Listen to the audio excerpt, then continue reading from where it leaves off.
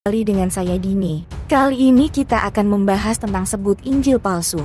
Yahya Waloni dapat makan dari napi Kristen di penjara. Berikut ini pembahasannya tentang sebut Injil palsu. Yahya Waloni dapat makan dari napi Kristen di penjara. Tapi sebelum menonton, jangan lupa untuk klik tombol subscribe dan nyalakan loncengnya agar nanti video baru. Terima kasih, selamat menonton. Yahya Waloni baru saja dinyatakan bebas setelah menjalani hukuman penjara selama 5 bulan di rutan Bareskrim Polri. Ia selesai menjalani masa hukuman pada 31 Januari 2022 kemarin. Yahya menjalani hukuman usai terlibat kasus ujaran kebencian saat melakukan ceramah. Sebelumnya komunitas masyarakat cinta pluralisme melaporkannya dengan tuduhan menistakan agama Kristen dalam ceramahnya yang menyebut bahwa Bible atau Injil itu palsu. Namun setelah keluar dari penjara, sang mantan pendeta mengalami perubahan drastis. Dia telah merenungkan kesalahannya selama ini selama dalam tahanan. Saya keliru besar sekali. Saya tidak boleh begitu. Saya merenung dalam penjara, kata Yahya Waloni dalam YouTube Deddy Corbuzier, Rabu, 16 atau 2. Sebelum terjerat hukuman, pemuka agama tersebut sering menyinggung dan menyerang ritual agama lain. Kini dia mengakui kesucian ritual dari seluruh agama. Biar bagaimanapun, segala sesuatu yang dilakukan oleh ritual agama lain itu adalah hal yang suci, ucapnya. Selain itu, ia mengungkapkan telah tersadarkan karena perlakuan seseorang yang beragama Kristen selama di dalam penjara. Orang itu yang sering membawakannya makanan dan mencuci pakaiannya. Bagaimana saya tidak sadar di dalam penjara yang datang ke saya bawa makan orang Kristen, imbuhnya. Orang Kristen itu cuci baju saya, lanjutnya. Yahya Waloni adalah seorang ustadz yang terlahir dari keluarga Kristen di Manado. Yahya tumbuh beragama Kristen dan pernah menjadi seorang pendeta yang terdaftar di Badan Pengelolaan Sinode GKI di Tanah Papua, wilayah VI Sorong Kaimana.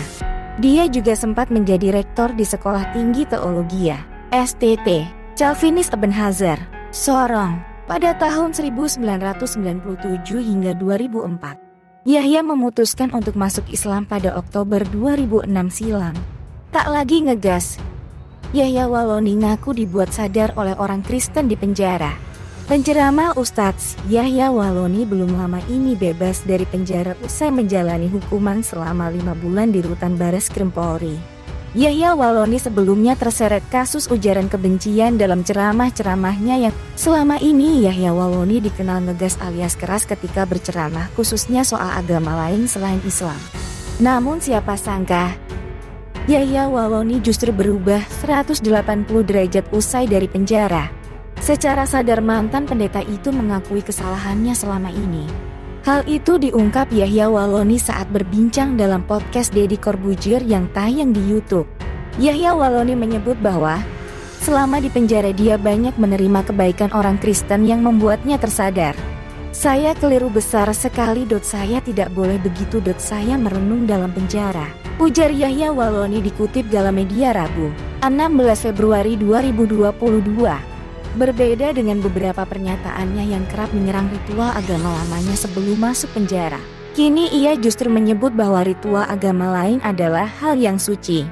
Biar bagaimanapun segala sesuatu yang dilakukan oleh ritual agama lain itu adalah hal yang suci, jelasnya.